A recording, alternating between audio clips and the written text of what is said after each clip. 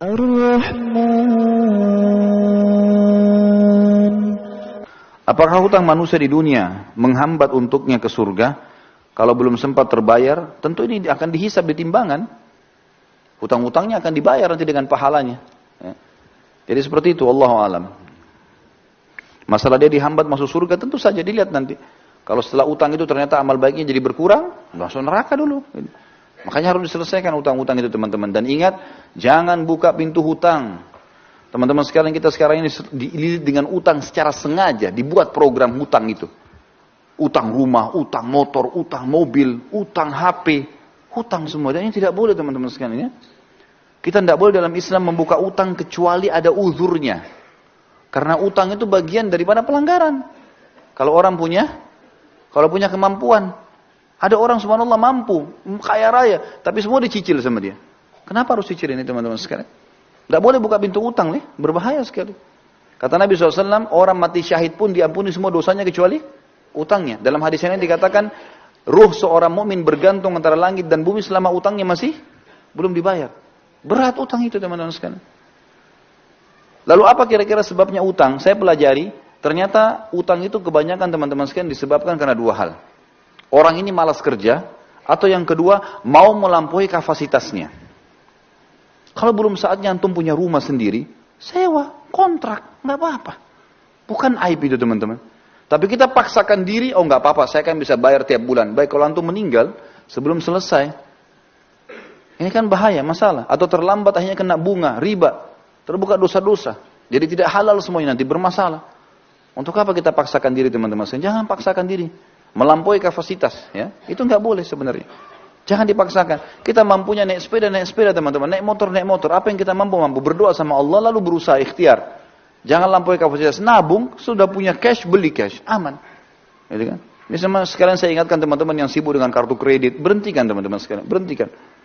Antum bilang oh ini 0%, baik 0% teman-teman sekalian. Setelah itu, kalau antum telat, ini malam jam 12 malam terakhir pembayaran, antum telat 1 menit, jam 12 lewat 1 menit kena bunga nggak? Kena bunga. 50.000. Ya saya mampu bayar. Baik. 1 dirham riba lebih berat daripada 36 kali berzina. Untuk apa? Tutup itu teman-teman sekalian. Karena itu membuka pintu utang. Membuka pintu hutang. Dan hutang tidak boleh. Sampai kata Nabi SAW, matlul ghani zulmun.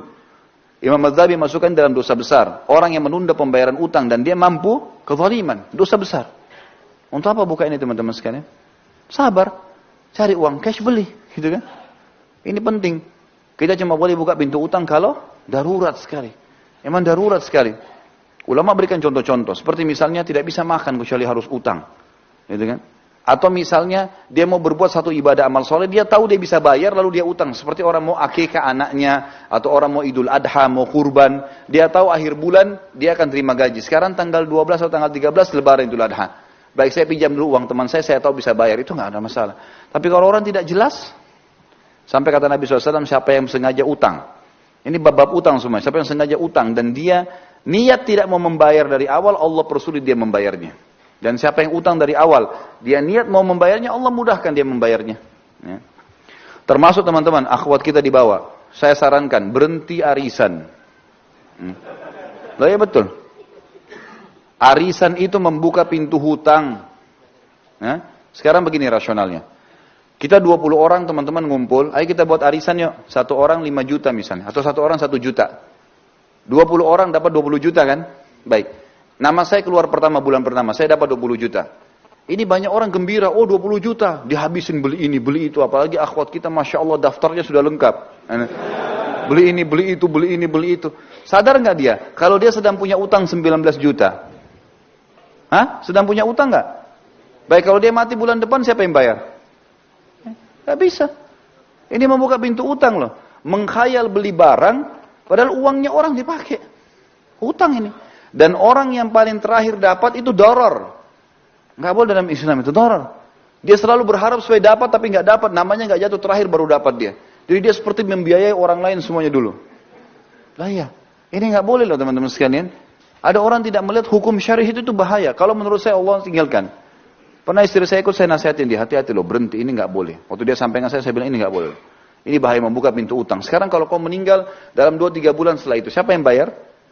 Nah, pasti saya ahli warisnya kan? Ya kalau saya punya duit, kalau enggak, loh ya kalau kita pas suaminya punya uang misalnya, kalau enggak punya uang gimana? Kan jadi utang yang bergantung kan? Gak bisa. Atau ada orang lari, zalim, dia pergi. Kan jadi masalah. Baik, kalau mau kumpul pengajian, enggak usah ada arisan. Ya enggak? Benar enggak ini? Hah? Tangkap enggak secara rasional ya?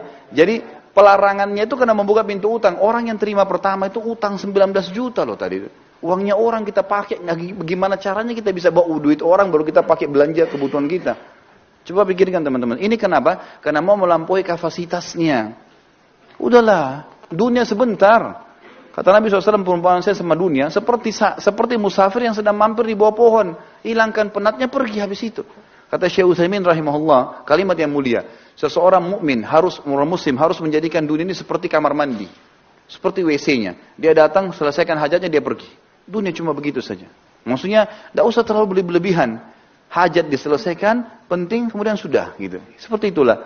Ya jangan melampaui kapasitas kita. Ini Allah ini saran saya ya, saran saya. Tapi kalau teman-teman ada di antara asatidzah, di antara duat yang memang memberikan solusi lain, alhamdulillah. Tapi saya pribadi, saya selalu mencari zona aman. Zona aman. Ya kita mati kita aman. Kenapa yang kita masuk ke zona yang tidak aman? Kan gitu. Ini meja kita bagi dua, ini aman, ini tidak aman. Masuk ke aman teman-teman sekalian. Ibadah yang ada perintahnya, gitu kan. Jangan buka masalah dengan orang lain, jangan buka pintu utang, jangan gantung sesuatu, udah jelas semua. Kalau saya tanamkan dalam diri saya prinsip adalah semuanya harus jelas. Udah. Halal haram, halal tinggal nikmati, halal tinggalkan. Nikmatin yang mampu saja yang ada. Sudah. Saya pulang ke rumah kadang-kadang istri saya tanya ada makanan, enggak ada. Mau beli makanan di sebelah, beli aja makanan, enggak apa-apa. Sini, bawa. Toh makan. Untuk apa saya ribut dengan masalah makanan? Tinggal beli makanan di sebelah, makan. Bismillah, alhamdulillah. Yang penting lapar sudah hilang, habis. Dunia begitu kok. Masuk lihat pakaian saya mana yang ini. Oh belum dicuci, baiklah. Yang ada saja saya pakai. Clear, selesai. Jelas kok, aman saja gitu kan. Gak ada sesuatu yang harus kita ributkan. Jadi ini poin yang mesti difikirkan juga teman-teman sekalian.